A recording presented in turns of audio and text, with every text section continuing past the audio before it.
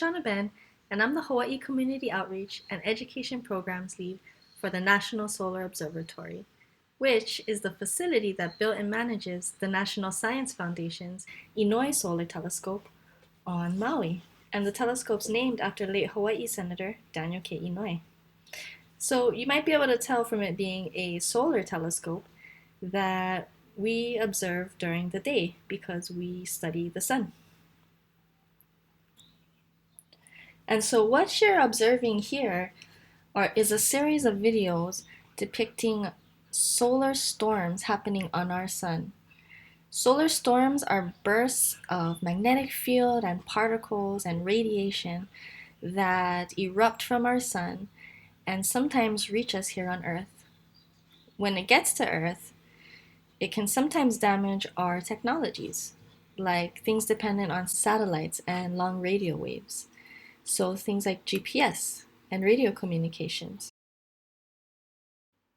These storms can also cause spikes in our electrical grid and cause blackouts. So for our activity today, you'll be the scientist and use real data from real solar observatories to create and analyze movies of solar storms on our sun, just like these. So to get started, type in this link here, tinyurl.com/50-solar, and it will take you to this website here, but I shortened it so that it's easier to type in. So once you go to this link here, it'll take you to this page, spaceweatherlive.com.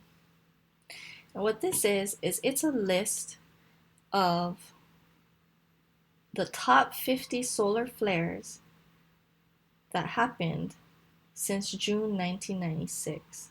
And it has all the information you need to be able to create your solar movie. These numbers represent how large the flare was, or the solar storm. The higher the number, the more powerful the storm. This indicates when it starts and when it ends, and it tells you the date that the solar storm happened. Now we're going to open our tool. So this is an online tool, and so it'll be another window in your browser. Type in helioviewer.org. So here we go, helioviewer.org.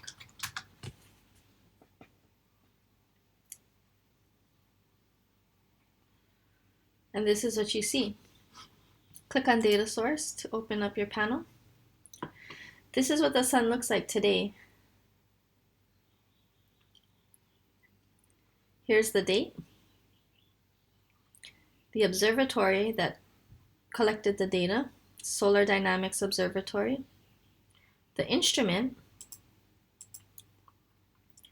and the measurement is the wavelength of light that the image was taken in. So if we change it to something else, we might see something completely different. But it's the same sun, just a different layer of it.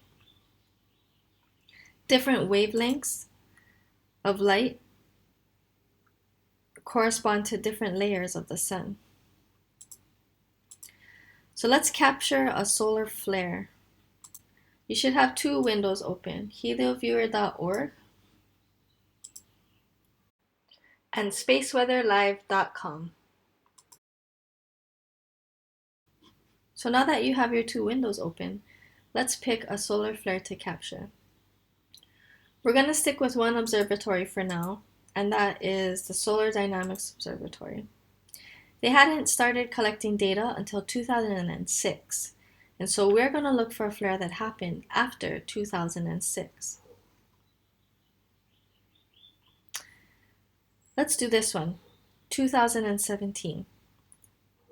It was an X class 9.3, and it started at 11:53. So let's put the date in, September 6, 2017. 2017, September 6th.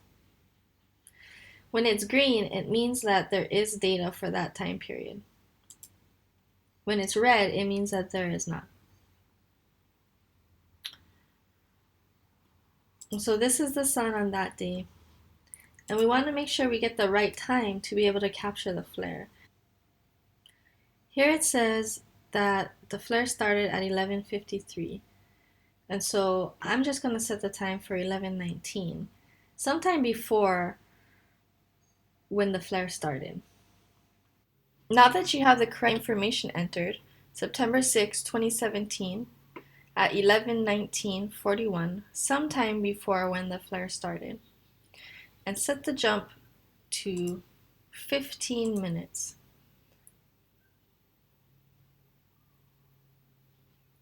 To create your video, just click on this button here, then select area. You can choose to zoom in on one specific area, or you can choose to capture the whole sun. Let's do the whole sun. Hit OK.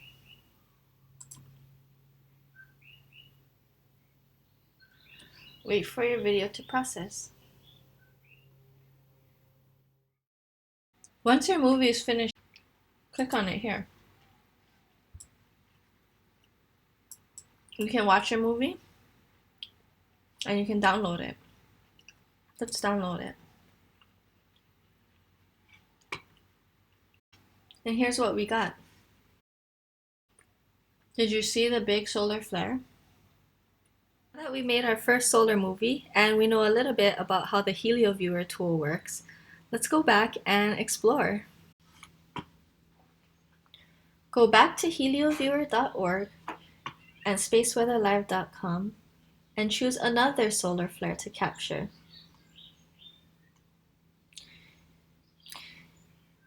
Enter the date and the time and experiment with the observatory.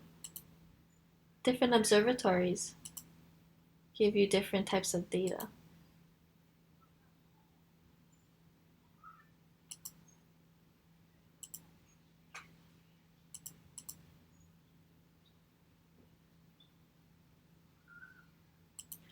Try different instruments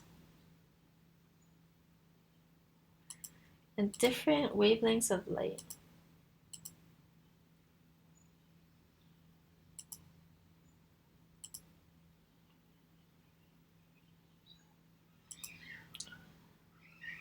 Higher numbers show you things